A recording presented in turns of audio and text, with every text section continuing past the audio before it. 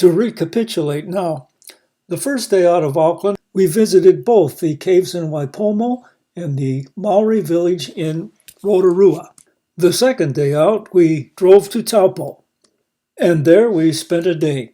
And there we went hiking in the rain and did our laundry on a sunny afternoon. On the fourth day out of Auckland, we took the long drive from Taupo to Wellington.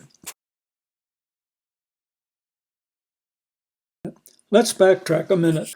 We missed a lot in Rotorua that tourists are supposed to see, thermal activity, for example.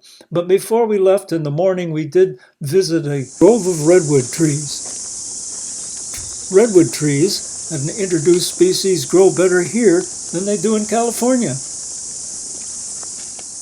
And along with the ferns, they grow big too. And I've got Joanne in the picture here for scale. So, did you catch her?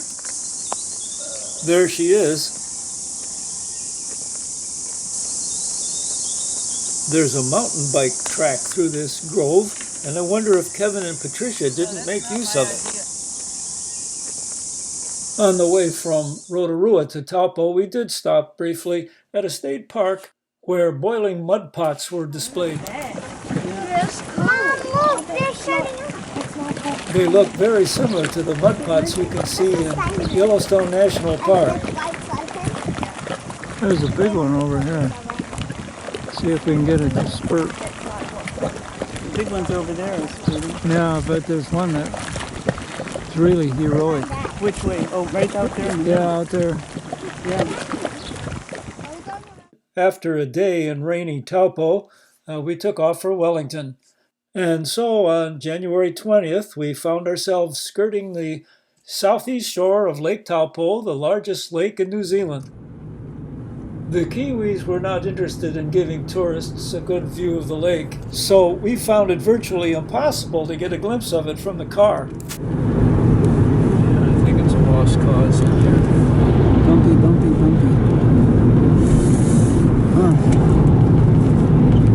And like Patricia said, where she couldn't film when they're hitting so many curves. There's Lake Taupo.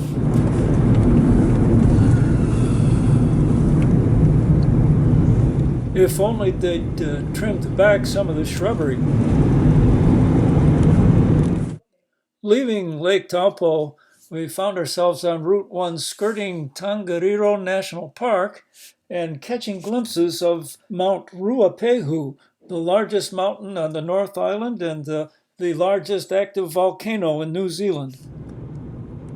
We were amazed to see snow on the flanks of Mount Ruapehu in the middle of summer. Its top was obscured by clouds, but if we had seen it on a clearer day, we might have seen this.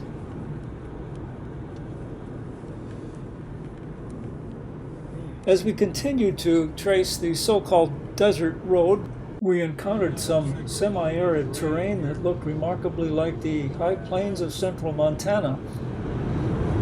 A lot of sagebrush looking material.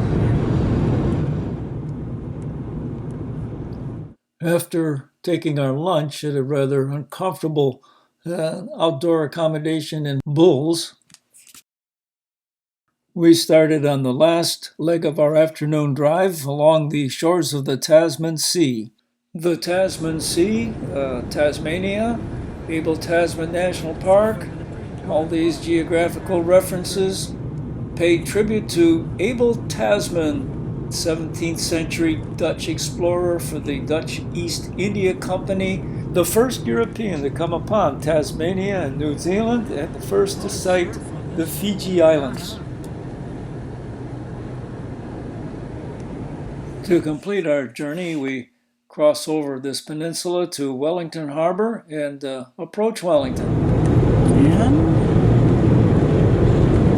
And here's Wellington.